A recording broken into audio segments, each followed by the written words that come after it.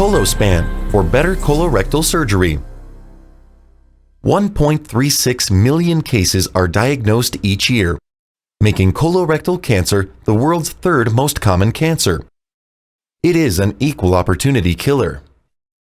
Usually, colorectal cancer is treated with surgery, in which the diseased portion of the colon or rectum is resected, and the two healthy sections are reconnected via a colorectal anastomosis.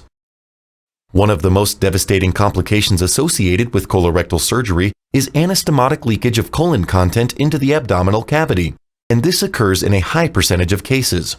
It leads to longer hospitalization, a frequent need for reoperation, and a higher mortality rate. From an economic perspective, a leak adds $50,000 to the treatment's cost.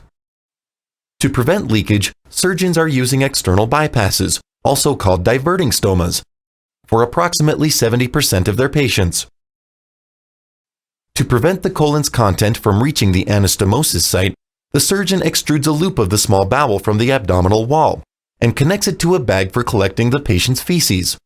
Besides making life very difficult for patients, the diverting stoma is far from perfect. 17% have complications, including 2% with a leak rate and 3% that require reoperation. And closing of the stoma requires another surgery. If we could find a secure way to avoid diverting stoma, this would truly be the holy grail of colorectal surgery. Anthony Senegor, MD. Colospan has developed the CG100, a single-use temporary intraluminal bypass device designed to reduce contact of fecal content with the anastomotic site.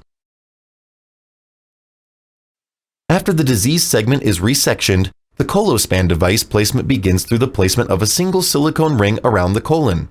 The surgeon completes the anastomosis as planned. The device is then inserted into the rectum using a delivery system.